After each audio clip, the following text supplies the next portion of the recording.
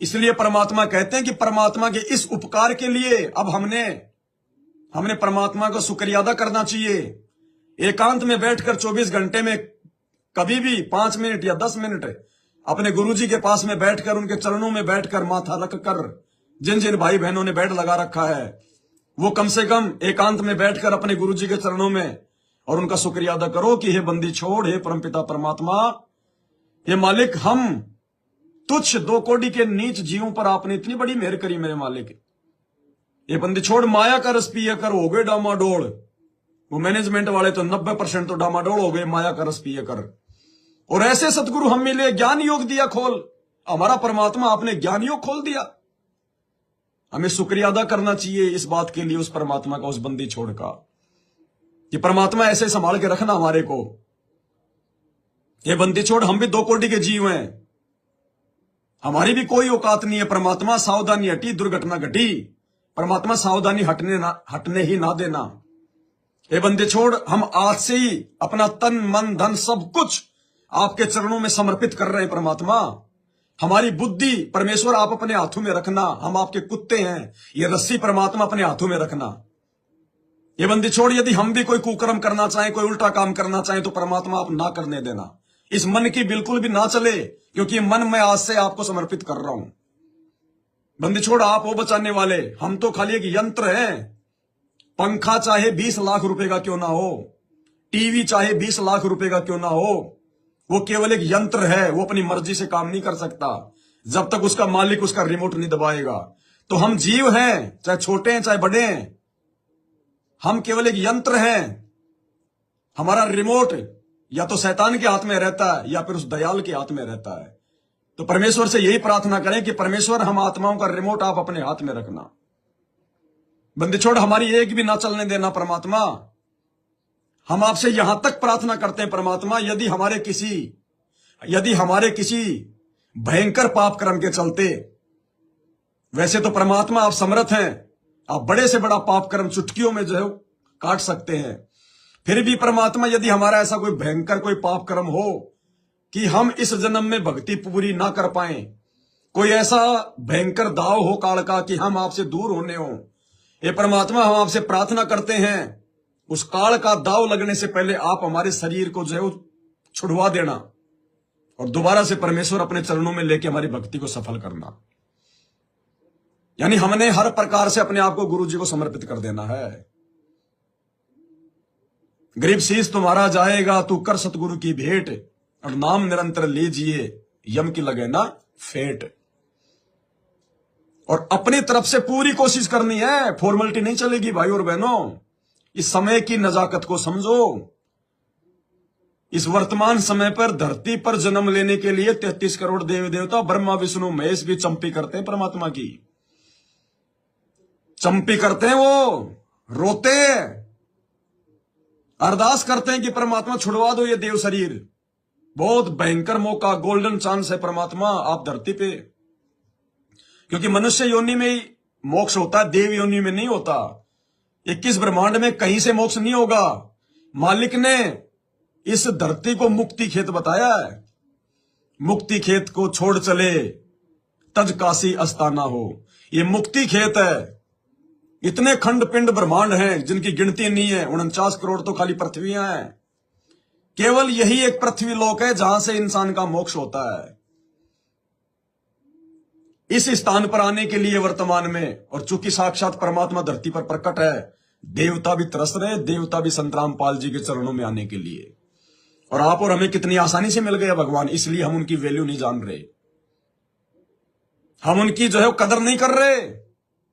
तो भाई और बहनों, आप और हमारी आंखें खोली है परमात्मा ने, अन्यथा कोई मतलब ही नहीं होता परमात्मा का धरती पे आने का। अगर हम भी मैनेजमेंट वालों की तरह गधा घिसाई में लगे रहते, पाखंड में लगे रहते, तो परमात्मा का धरती पर आने का कोई मकसद ही नहीं होता। 4 युगों से परमात्मा ने इंतजार किया, 4 युगों से। हम 4 घंटे नहीं कर सकते किसी का, और कितने नाराज हो जाएंगे, अरे यार तूने लेट कर दिया, तू बोला मैं दिन के 12 बजे आ रहा हूं, देख यार ये 4 बज गए, तो टाइम का जो है मतलब कि पाबंद आदमी नहीं है। इतना गुस्सा हो जाएंगे हम। और ये परमात्मा हमारे लिए इस पिछली पीढ़ी में हमारे को यहां तक लाने के लिए सतयुग से इंतजार कर रहा है, 4 युगों से। गरीब सतयुग में सतसुकृत कहाया, त्रेता नाम जो है मुनिंदर धराया, और द्वापर में करुणा में कहाया, और कलयुग नाम कबीर धराया। 4 युगों से परमात्मा घूम रहा हमारे लिए। और यदि हम भी उस मैनेजमेंट वालों की तरह राजनेताओं के यदि अमल के दल्ले बन के घूम रहे होते, अपनी मूर्खता का परिचय दे रहे होते, सतगुरु के इन वचनों को अपने पैरों के नीचे रोंद रहे होते, तो क्या मकसद, क्या मतलब रह जाता फिर उस परमात्मा का धरती पर आने का, इतना संघर्ष करने का। आज यदि वो परमात्मा हिसार जेल में यदि किसी उम्मीद के ऊपर बैठा हुआ है तो केवल आप और हम सत्सेवक है। आज उस परमात्मा की हालत हिसार जेल में बाबा आदम की तरह हो रही है, बाबा आदम की तरह।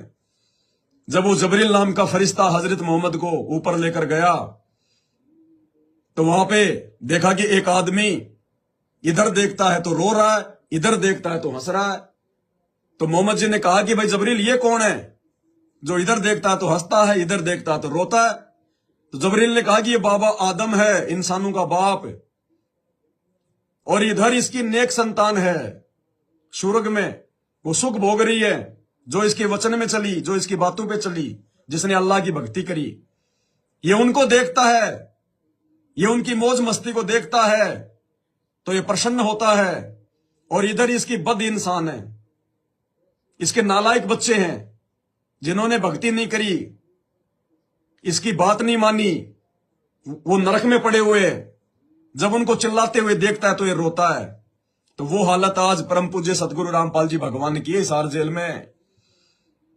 जब ये सतलोक आश्रम मैनेजमेंट हरियाणा वालों के इन कुकर्मों को देखता है परमात्मा, वो अंतर्यामी,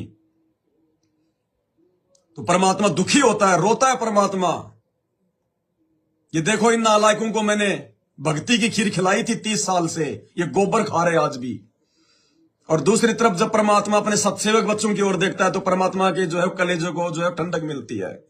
खुश होता है परमात्मा कि हाँ मेरा इस धरती पर आने का जो प्रयोजन है सफल हो रहा है कुछ आत्माएं जो मुझे समझ पा रही हैं, जो सतलोक जाने को तैयार है। खुश होता है परमात्मा। आप और हमारे पीछे परमात्मा बैठा हुआ भाई और बहनों। अब यदि हिसार जेल से परमात्मा बाहर आएगा, आप और हमारे लिए आएगा, सत्सेवकों के लिए आएगा, अपनी वीआईपी आत्माओं के लिए। उस गोबर के लिए नहीं आएगा, उस कतरे के लिए नहीं आएगा जो गुरु को छोड़कर दूसरों को भज रहे हैं, दूसरों की वाहवाही कर रहे हैं, 2 कोटी के राजनेताओं की रैलियों में धक्के खा रहे हैं। उनके लिए भगवान नहीं आएगा, आप और हमारे लिए आएगा परमात्मा। तो अपने परमात्मा का हम शुक्रिया अदा करें जब भी समय मिले, दिन में रात में, जब भी कहीं भी। जरूरी नहीं कि अपने घर पे ही, ऑफिस में अगर 5 मिनट का टाइम मिल जाए तो अपने मालिक को याद करो, फालतू के लोगों से गपशप नहीं मारनी। याद करो अपने जीवन को, जब हमने नाम दीक्षा नहीं ली थी हमारे क्या विचार थे, क्या हमारी सोच थी, क्या जो है गोबर भरा पड़ा था हमारे दिमाग में। उन चीजों को याद करो। और नाम लेने के बाद परमात्मा ने मानुष से देवता बना दिया, देवताओं से ऊपर बनाने जा रहा है परमात्मा हमसे। ये परमात्मा यदि आज हम आपके शरण में नहीं होते क्या होता हमारे पास मालिक? दर दर की ठोकरें खा रहे होते परमात्मा, झूठ सांच बोल के अपना पेट भर रहे होते, दुनिया भर के लोगों की दुआएं और बददुआएं लेते मालिक, और अंत में काल हमारे को नरक में ठोक देता। ये परमात्मा सतगुरु आए दया करी ऐसे दीन दयाल, बंदी छोड़ बिरतास का जठरगनी प्रतिपाल। और जय सतगुरु मिलते नहीं तो जाते नरक द्वार। आज ये सामान्य बात हो गई आप और हमारे लिए। अगर परमात्मा नहीं मिलते हमें, हम उनको नहीं समझ पाते, भक्ति करते करते भी 84 में जाते हम, क्या होता हमारे साथ में? आज इंसान देह प्राप्त करके हम सुखी नहीं है। कल को यदि बैल बन जाते, गधे बन जाते, सूअर बन जाते, कुत्ते बन जाते तो क्या हालत हो रही इन जानवरों की। समय पर पानी नहीं, समय पर खाना नहीं, गर्मी धूप बरसात हर चीज झेलनी पड़ रही है। सर में कीड़े पड़ जाएं, कुम्हार से गधे से कुम्हार जो है वो कितना वो काम लेता है, खाने को उसको जो है दाना भी नहीं देता। बैल से सारा दिन किसान हल जोतता है, कितना उसको मारता है। कीड़े पड़ जाए, पैर में कील चुभ जाए और बूढ़ा हो तब उसको छोड़ दिया जाता है खालट। जब तक बैल चले हलिये में तब तक डाले चारा, बूढ़ा हो तब नाथ काट दे घर घर लाठे खारिया। ये भक्ति ना करते और हम अपने परिवार को ना लगाते तो परमात्मा ये बच्चे भी हमारी बुढ़ापे में कोई कदर नहीं करते, क्योंकि हम तो माया के पीछे दौड़ते रहते। बच्चों को हम संस्कार हम दे ही नहीं पाते, आपकी भक्ति से हम इनको जोड़ ही नहीं पाते। हम अच्छा काम करते नहीं, बच्चे फिर वो क्या सीखते, बुढ़ापे में फिर हम रोते रहते, वो अपनी मस्ती में वो मस्त हो जाते। परमात्मा हमारा तो बुढ़ापा भी नरक और जीवन भी नरक बन जाता। ये गुरुदेव आपने कैसे दया बख्शी मुझ जैसे नीच दो कोड़ी के जीव पर। मैं अपने कुकर्मों को देखता हूं तो परमात्मा मेरे भाग्य में तो भगवान कहीं दूर दूर तक भी नहीं था। हम तो कभी आपको याद भी नहीं किया करते थे परमात्मा, और आप इतने दयालु, आपने खुद हमें याद किया, खुद आपने हमारा हाथ पकड़ लिया। ये बंदी छोड़, आप तो वास्तव में दयालु हैं जो आपकी महिमा में लिखा हुआ है। भाई और बहनों, हमने इस प्रकार से अपने परमात्मा का गुणगान करना है। गुरुदेव ने कहा कि ऐसा करने से, अपने भगवान का उपकार मानने से भगवान जो है वो प्रसन्न होता है, और हमने यही करना है। इन बातां के पाइए कर सतगुरु नजर निहाल, राजी कर सतगुरु रूठे नू। हम सतलोक में जिस सतगुरु रामपाल जी भगवान को नाराज करके आए थे, उनको रूठा दिया था काल के साथ आकर। आज हमने उस नाराज हुए परमात्मा को, आज हमने उसको राजी करना है। राजी कर सतगुरु रूठे नू। परमात्मा ने कहा कि बच्चों, मैं तुम्हें पार नहीं कर सकता। तो एक भगत ने कहा कि गुरुजी ऐसा क्यों, पार तो आप ही करोगे। तो परमात्मा ने कहा कि बेटा देख, मैंने तेरे को पार होने का मार्ग बता दिया, मैंने तेरे को पार होने का रास्ता बता दिया, मैंने तेरे को पार होने की वो भक्ति विधि बता दी। अब पार तो तुझे होना पड़ेगा। बोला गुरुजी वो कैसे? बोला बेटा, तू अपनी मर्जी से आया था, और जब तक तेरी मर्जी, जब तक तेरी स्वयं की तेरी इच्छा, इस काल लोक के इन दुखों को देखकर, इन झंझटों को देखकर, 84 लाख योनियों के इन कष्टों को देखकर, जब तक तेरी खुद की रुचि नहीं बनेगी वापस जाने की, तेरी इच्छा नहीं बनेगी बेटा, तब तक तुझे मैं भी नहीं लेके जा सकता, चाहे तू मेरी गोद में बैठे रहना। क्योंकि सतलोक से मैंने तुझे नहीं निकाला, तू अपनी इच्छा से आया है। तो इसी प्रकार यहां से तुझे मैं नहीं लेके जा सकता, तेरी अपनी जो इच्छा है वो तुझे लेकर जाएगी। तो भाई और बहनों, हमने यहां की हर चीज से, हर इच्छा से अपना मन हटाना पड़ेगा। जिस प्रकार हम सतलोक में डांटे नहीं डट रहे थे, वहां के सब सुखों को भुला दिया हमने। काल के ऊपर हमारी आस्था होगी कि पता नहीं हमारे को वहां जाके क्या मिलेगा, और यहां तो भगवान हमारे को बता रहा है। अब यहां के सुख तो हमने देख लिए, यहां तो दुख है, सुख नहीं है।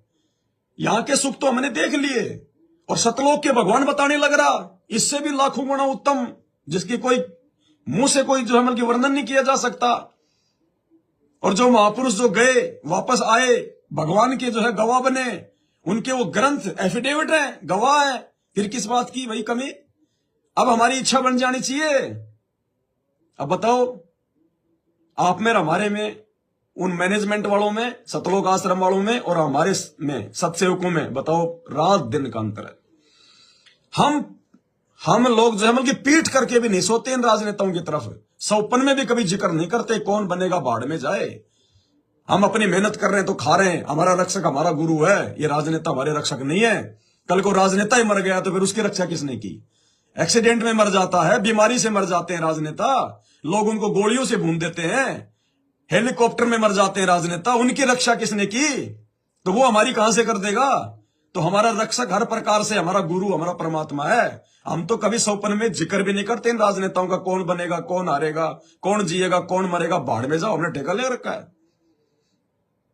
हमारा राजनेता हमारा गुरु है, हमारा प्रधानमंत्री हमारा गुरु है। बाकी हम यहाँ के संविधान के अनुसार हम चल रहे हैं, हमें कोई ऑब्जेक्शन नहीं है, लेकिन हमारा सब कुछ हमारा गुरु है, हमारा परमात्मा है सबसे पहले। तो भाई और बहनों, इस प्रकार से हमें समर्पित होना पड़ेगा। अब समय आ गया है, परमात्मा कहते हैं शीश देने का, ये मौका नहीं मिलेगा।